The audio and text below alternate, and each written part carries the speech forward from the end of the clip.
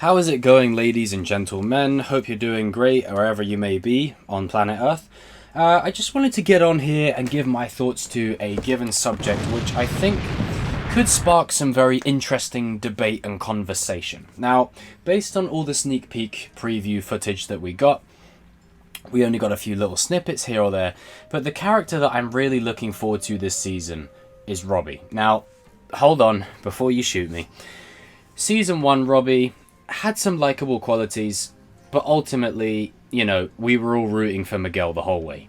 Season 2, there was some grey introduced. You start to kind of sympathise with Robby a bit, and then you see how Daniel and the Miyagi-Do style has somewhat changed his approach. It sort of turned his life around. He was going to give school another shot because he would have to repeat another year. And then at the end of the season, we all kind of went back to hating him because, he was right back where he started. And not only did he go back to where he started, he put our most favourite beloved character over a flight of stairs.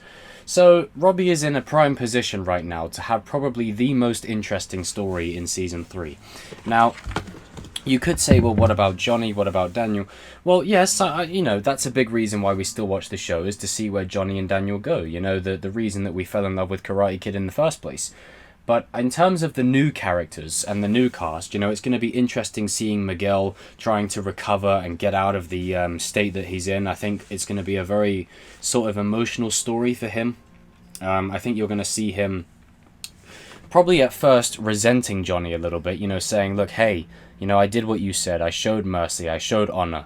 And your own flesh and blood sent me down a flight of stairs. That's on you. Look what it's done to me, kind of thing. But then obviously, he'll warm back up to Johnny because Johnny is the father figure for Miguel that he never had.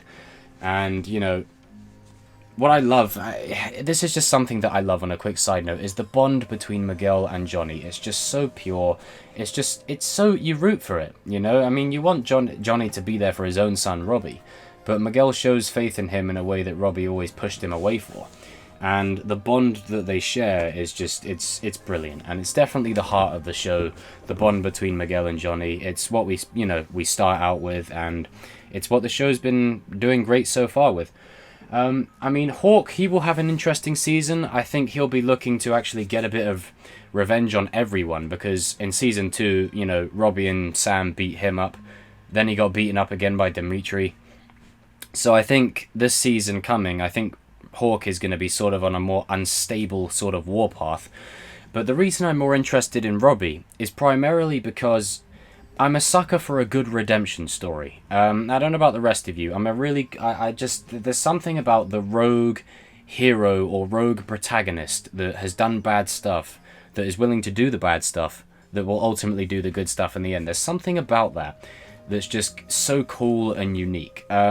Best example, if you couldn't tell by my channel's display picture, is The Chosen One, which is Anakin Skywalker from Star Wars, And when I say redemption, there's certain things in these characters that can't be redeemed. For example, Anakin Skywalker went and slaughtered a whole bunch of kids and murdered thousands of people, so he can't be redeemed, if you know what I mean.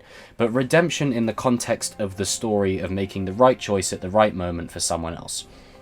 So people like Darth Vader, Anakin, Kylo Ren, Harry Osborn from Spider-Man 3 when he comes to save Peter and help him fight Venom and Sandman.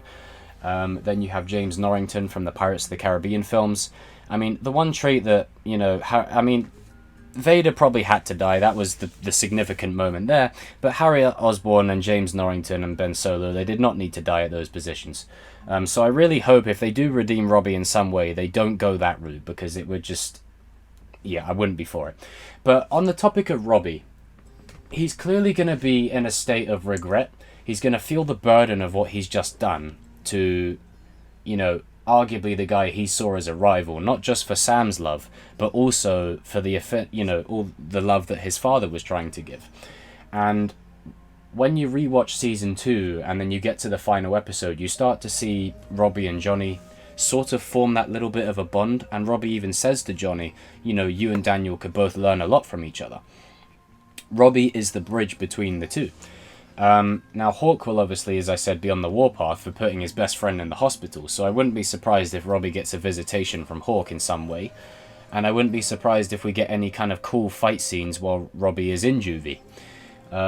I think you'll probably see Johnny go and visit him.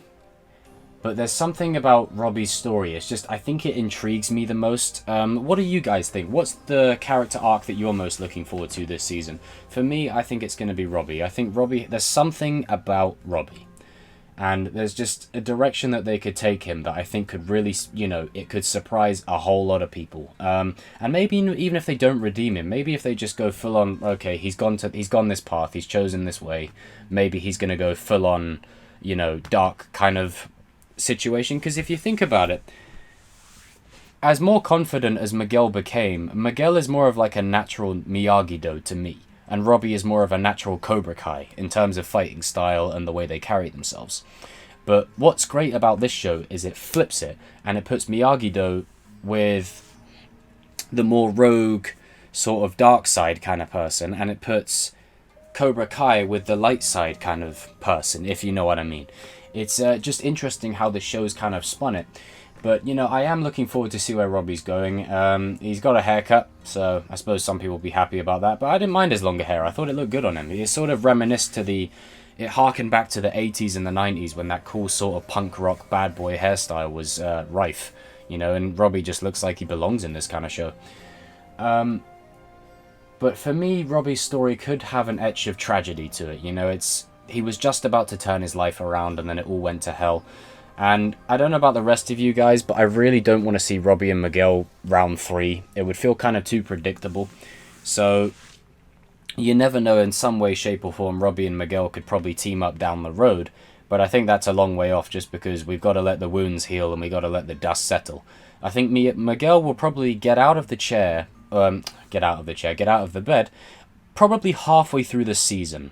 I don't think they'll leave that to the end, but maybe halfway through the season. And I feel he will get out of the bed at the crucial moment. There'll be a moment in the season where Miguel is needed. There's something that Miguel needs to do. And I think that is when he'll get up. When we need someone to come out of the shadows and save the day. I think Miguel will be that person. And here's hoping Sam's not at the center of more, drama.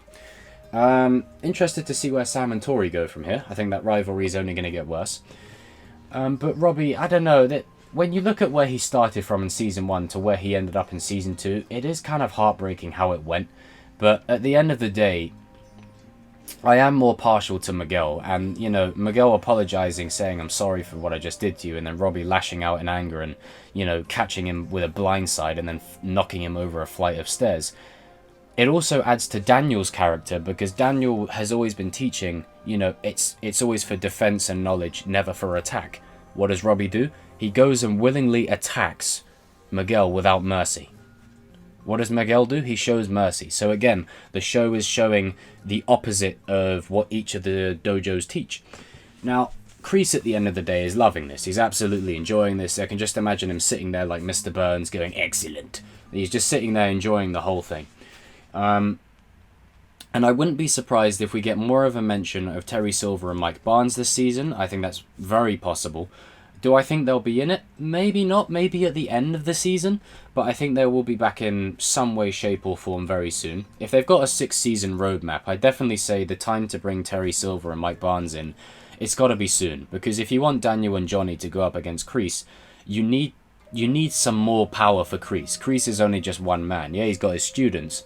But Kreese's students can fight Daniel's students. You need other fighters to fight Kreese. So I do have it in my head that maybe Chosen goes back with them from Okinawa. And then you get Daniel, Johnny, and Chosen versus Mike, Kreese, and Terry Silver. Fanboy? Maybe. And, you could call it fan service and all that. But if it does serve the story, then I'd love to see it. I mean, would you guys be down for that kind of thing? I mean, to be fair, it does sound a bit too much on paper when you think about it. But as I said, there is something about Robby, and I don't know, maybe it's just me, but if you watch Cobra Kai, if you rewatch Season 1 or 2 of Cobra Kai again, and you just look at it through Robby's angle and perspective a little bit more, you can kind of side with him a little bit, but at the same time, there are certain things he does where you just kind of go, nah. Like, for example, when, he deliberately tries to join Larusso Autos to spite his father. He deliberately tries to learn, like, karate and stuff to spite his father.